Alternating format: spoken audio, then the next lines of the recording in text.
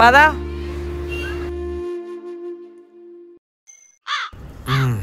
కూర్చోండమ్మా. అదే సార్ అన్నయ్య జాబ్ గురించి.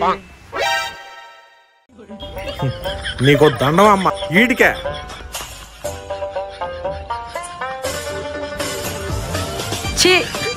Please sir.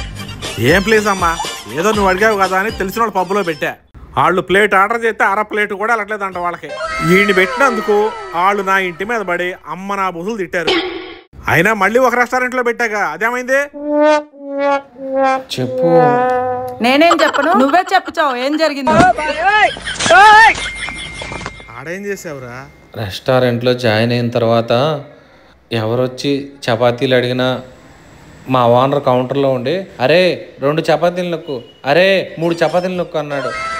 నేను నొక్కమంటున్నాడు కదా అని జేబులో నొక్కున్నా. జేబులో నొక్కావా కొండలో నొక్కావురా? సార్ ఇంకా నేను ఎక్కడా పని చేయను సార్, మీతో పాటు ఉండి మీ ఇంట్లోనే పని చేస్తా. నా ఇంట్లో పని చేస్తావా? అమ్మా వీడు మళ్ళీ నా కంటికి కనపడ్డాడంటే కరెంట్ చాకి చంపే తపారా. బయటకెళ్ళా లే పద పద. తీసుకెళ్ళా. దున్నపోతులో ఉన్నావు, నిన్నెవరు పెంచలేరులే పదా. ఏదన్నా ఉంటే పెట్టమని తిని వెళ్ళిపోదాం.